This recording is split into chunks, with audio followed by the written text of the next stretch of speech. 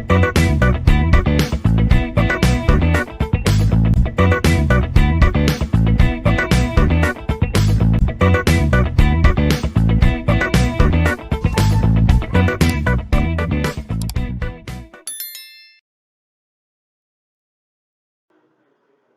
learner, greetings of the day. Welcome to my video lecture on computer networks and security.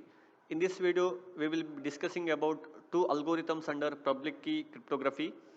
One is RSA algorithm and Diffie-Hellman key exchange protocol.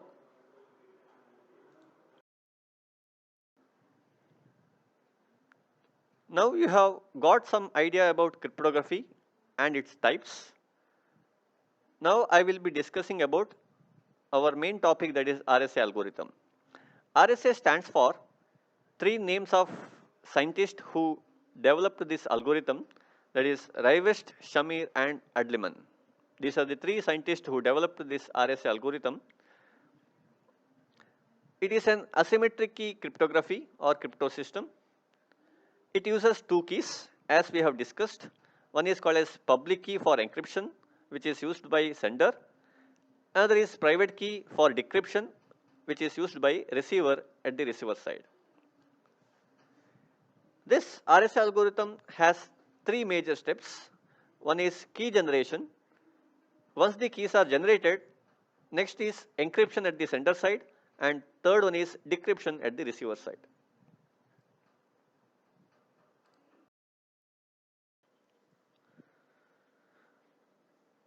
How do we generate public keys and private keys?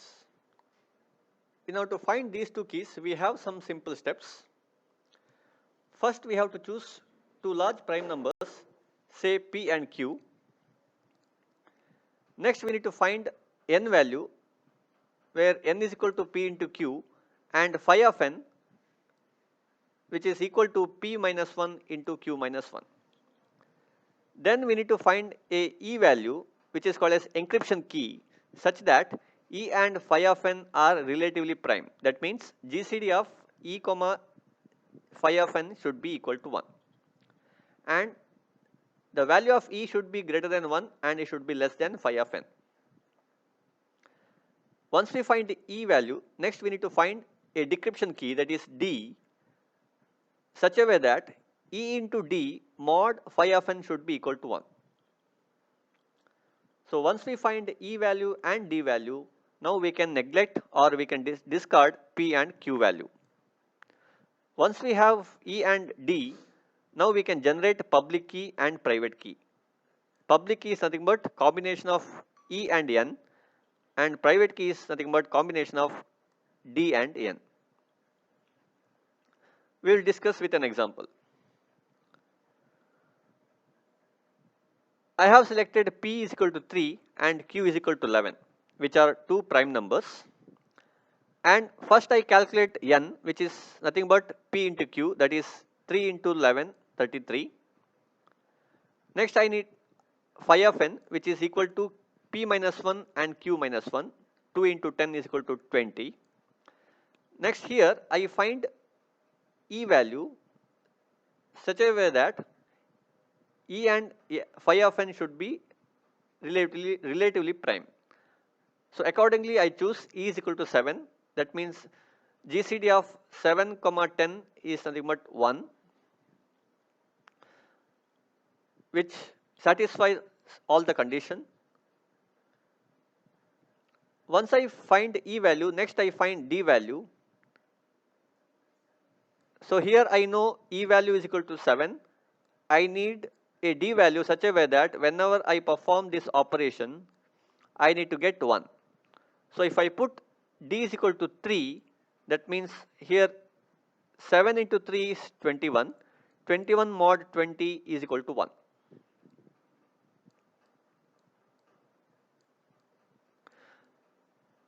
So once I put D is equal to 3, this particular condition is satisfied. So I can choose D is equal to 3. So now I can generate public key is something but 7 comma 33 and private key is 3 comma 33, where E is equal to 7 and D is equal to 3 and N is equal to 33. So this is how we generate public key and private key in RSA algorithm.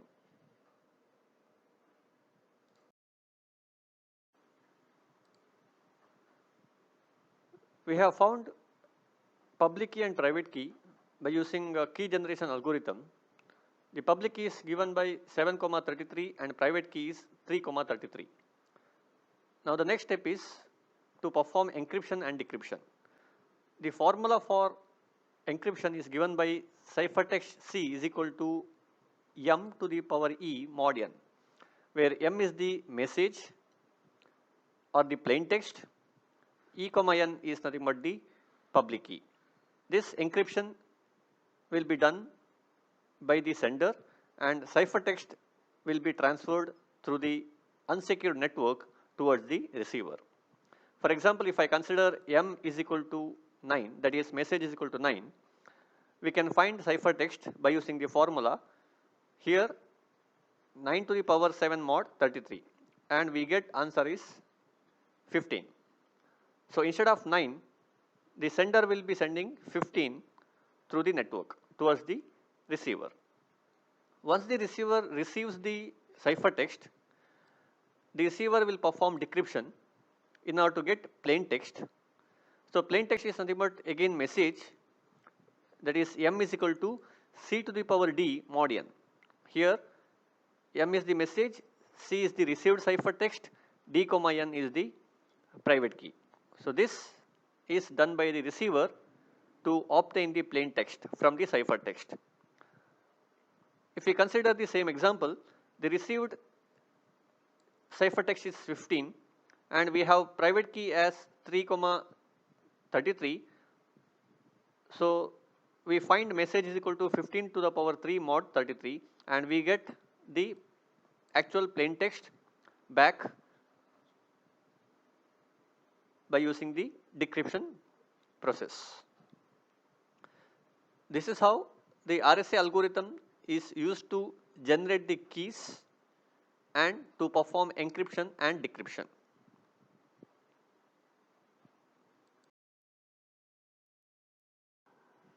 These are some assignment problems on RSA algorithm. Perform encryption and decryption using RSA algorithm for the following. Find y and perform encryption and decryption. Sometimes in some of the books you can see instead of P and Q they will be giving A and B, and instead of E and Y, E and D they will mention X and Y. So here A and B is nothing but P and Q and X is nothing but encryption key. So once we have these values with the help of RSA algorithm, we can find out Y value, and once we have encryption key and decryption key, message is given by using that we can able to show how exactly encryption happens and decryption of ciphertext happens. There are 5 questions based upon different values of P and Q and E value or A, B, and X value. So try to solve all these problems so that you will understand RSA algorithm in better way.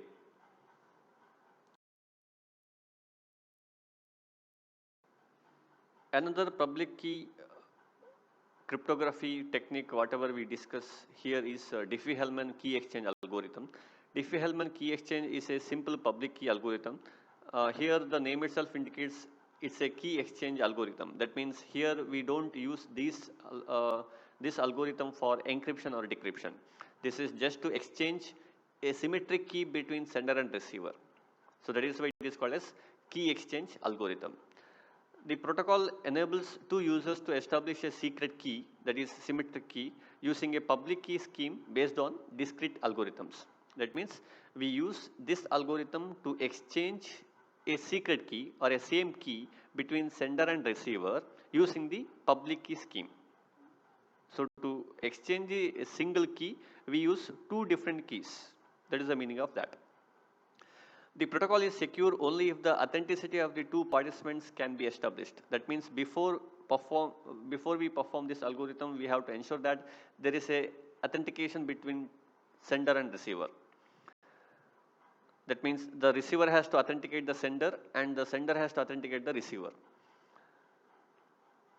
And this algorithm is normally used in a virtual private network,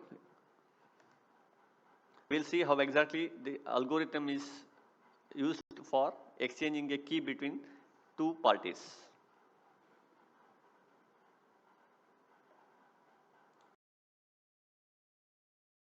Now we will see how exactly Diffie-Hellman key exchange algorithm works to exchange a symmetric key between two parties. We'll consider Alice and Bob are two parties who wants to exchange a symmetric key between them. These are the steps we have in Diffie-Hellman algorithm. The first step is Alice and Bob agree on a prime number A and a value G, which is a primitive root of A, and the G value will be less than A ahead of time. So before starting the Diffie-Hellman algorithm, two parties have to agree upon two numbers where first number A is a prime number and the second number G, that is generator, is a primitive root of A, and this value of G should be less than A. Now what is primitive root? A number is a primitive root of a prime number whenever it yields all the values between 1 to a minus 1. Whenever the value is applied for the g to the power mod a. So here you can see whenever I apply a value from 1 to a minus 1 to the power g, and whenever we calculate mod a, these values should yield all the values between 1 to a minus 1. That means unique values from 1 to a minus 1. Then we can take that value of g as a primitive root of a.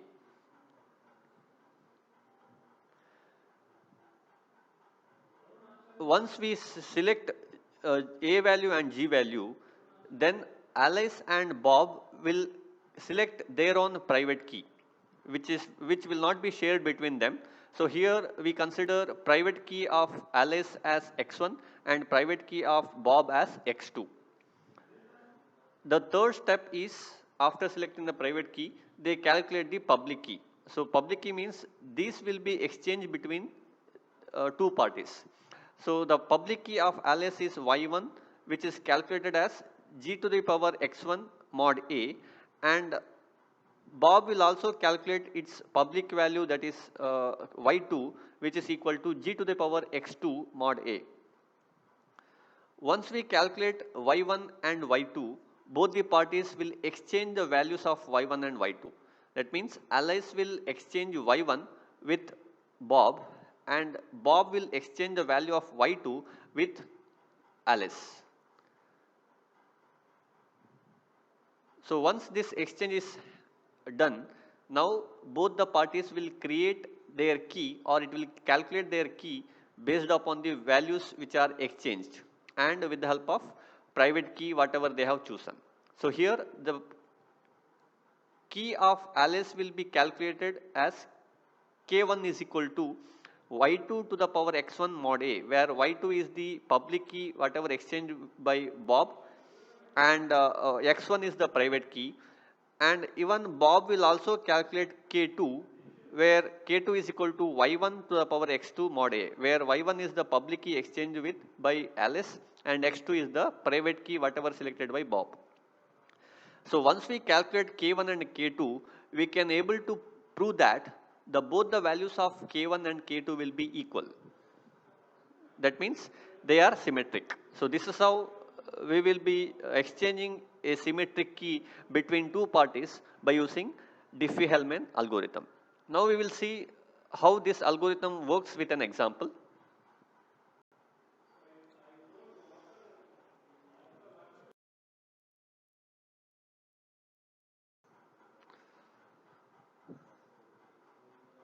So this is how we consider the example for Diffie-Hellman key exchange algorithm.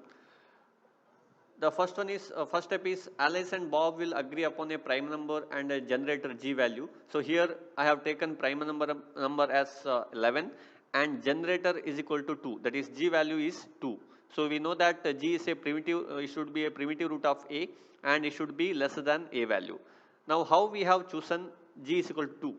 So if you keep on applying the values from 1 to a minus 1, you will get a value where you will get a value between 1 to a minus 1 whenever we apply the values of g to the power 1 to a minus 1. So here I calculate like this. So here 2 is the value of g, and I apply a values from 1 to a minus 1 for the power. So once you apply, we'll get a value 2, 4, 8, 5, 10, 9, 7, 3, 6, 1 whenever I apply a values for different values. So once we yield these values, now we can see here, we have a distinct value from 1 to a minus 1, that is a is equal to 11. So we will be getting a value, distinct value from 1 to 10 whenever we apply a g value. So once we have these values, then we can say that 2 is a primitive root of 11. 2 is a primitive root of 11.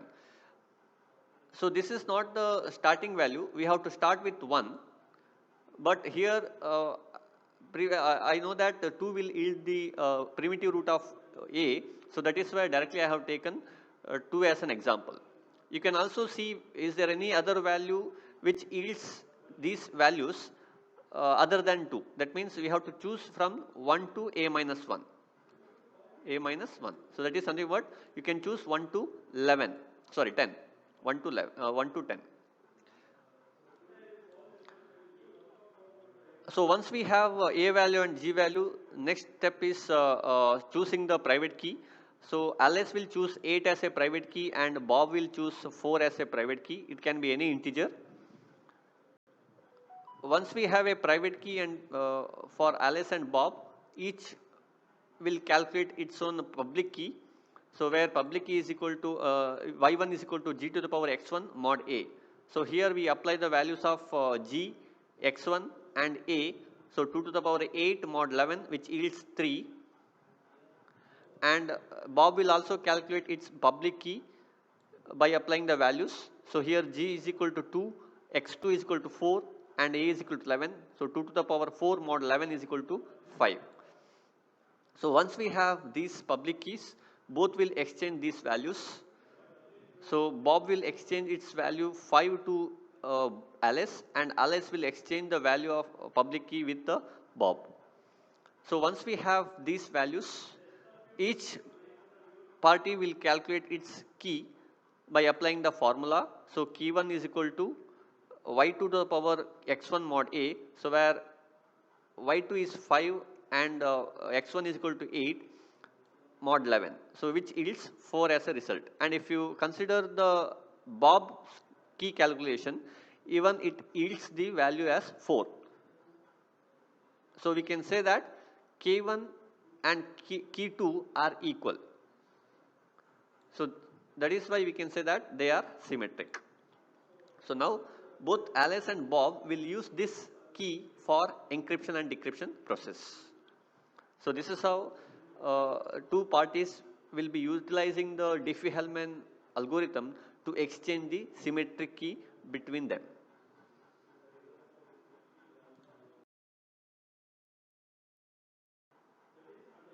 Thank you for watching the video. We'll meet in the next video.